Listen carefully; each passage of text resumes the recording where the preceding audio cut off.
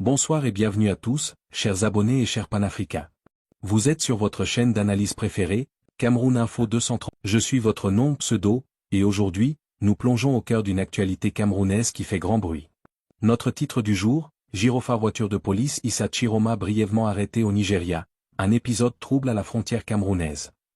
Nous allons décortiquer ensemble les circonstances floues de cette interpellation à la frontière entre le Cameroun et le Nigeria, analyser les motifs qui se cachent derrière cet événement, et surtout, comprendre l'impact politique majeur que cela a sur la crise post-électorale actuelle au Cameroun. Est-ce un acte d'intimidation? Y a-t-il une coordination avec Yaoundé? Nous allons répondre à ces questions en vous donnant un maximum de détails et des exemples concrets sur la vie des citoyens. Mais avant de commencer cette analyse cruciale, un petit geste pour un grand encouragement. Si vous appréciez notre travail d'information et d'analyse sans filtre, s'il vous plaît, cliquez sur le pouce bleu signe pouce vers le haut. Et pour ne rien manquer de nos mises à jour régulières et rester scotché à l'actualité africaine vue par le panafricain, abonnez-vous à la chaîne et activez la petite cloche des notifications. C'est fait? Alors, si tout ça est prêt, on peut commencer. Ce reportage décrypte l'incident impliquant l'homme politique camerounais Issa Chiroma Bakary, président du Front pour le Salut National du Cameroun, FSNC, et l'analyse dans le contexte actuel de la forte tension post-électorale qui secoue le Cameroun. Contexte de l'événement, un passé récent tendu. L'information a filtré le jour, date, Issa Chiroma Bakary aurait été brièvement appréhendé ou interpellé par les services de sécurité nigérians à la frontière entre le Cameroun et le Nigeria. Cet épisode survient dans un climat politique particulièrement électrique au Cameroun, suite à la récente élection présidentielle de 2025.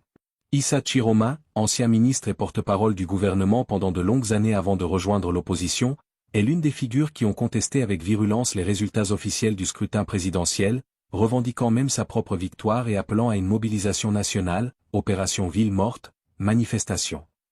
Exemple concret, l'événement à la frontière n'est pas isolé. Il fait écho aux menaces de poursuites judiciaires proférées par le gouvernement camerounais à l'encontre de M. Chiroma pour déclaration unilatérale de victoire et organisation de manifestations illégales, ayant entraîné des troubles. L'interpellation, même de courte durée, à l'étranger, ajoute une dimension internationale et dramatique à la crise politique interne. Carte le flou de l'interpellation et la zone frontalière. Les circonstances exactes de l'interpellation restent partiellement troubles, alimentant la spéculation.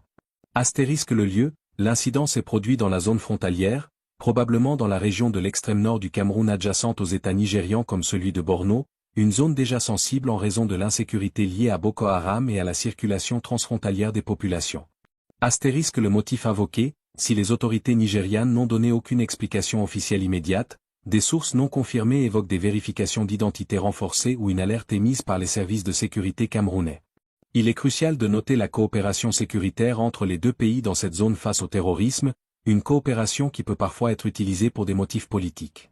Astérisque la durée, l'arrestation fut brève, suggérant qu'il ne s'agissait pas d'une tentative formelle d'extradition, mais plutôt d'une saisie d'opportunité ou d'une intimidation dans un contexte de haute surveillance politique. Analyse détaillée. La frontière est une ligne souvent perméable et poreuse au nord, utilisée traditionnellement pour le commerce, les échanges familiaux, malheureusement, les activités illicites. La présence d'une figure politique aussi médiatisée dans cette zone, surtout après les appels à la désobéissance civile, est par nature un événement à haut risque. Les forces de sécurité nigérianes pourraient avoir agi par excès de zèle ou sur la base d'une demande informelle pour neutraliser temporairement l'opposant, qui cherchait peut-être à mobiliser des soutiens ou à trouver un refuge. Haut-parleur public réaction et implication politique au Cameroun. L'épisode a immédiatement provoqué une onde de choc et un torrent de réactions. Astérisque l'opposition, les alliés d'Issa Chiroma et l'opposition en général ont dénoncé un acte de persécution politique et une entrave à la liberté de mouvement d'un citoyen camerounais. Ils y voient la preuve d'un État policier qui étend son emprise même au-delà de ses frontières pour faire taire la dissidence. Astérisque le régime, le gouvernement camerounais est resté officiellement discret sur l'incident, ne confirmant ni n'infirmant son implication directe. Ce silence est souvent interprété comme une tactique de déni plausible, laissant planer le doute sur une possible coordination avec le voisin nigérian. Astérisque impact sur la vie actuelle. Pour le Camerounais lambda, l'incident renforce le sentiment de la fragilité des libertés individuelles dans ce contexte de contestation. Si un ancien ministre, un candidat à la présidence, peut être interpellé de manière aussi vague, cela sème la peur et décourage potentiellement les citoyens de participer activement aux manifestations ou aux actions de désobéissance civile appelées par l'opposition.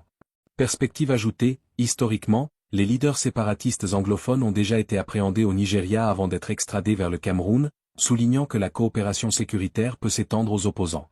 Cet antécédent pèse lourdement sur la perception de l'incident Chiroma. En conclusion, l'interpellation d'Issa Chiroma Bakary au Nigeria, bien que brève, est un signal fort des tensions post-électorales.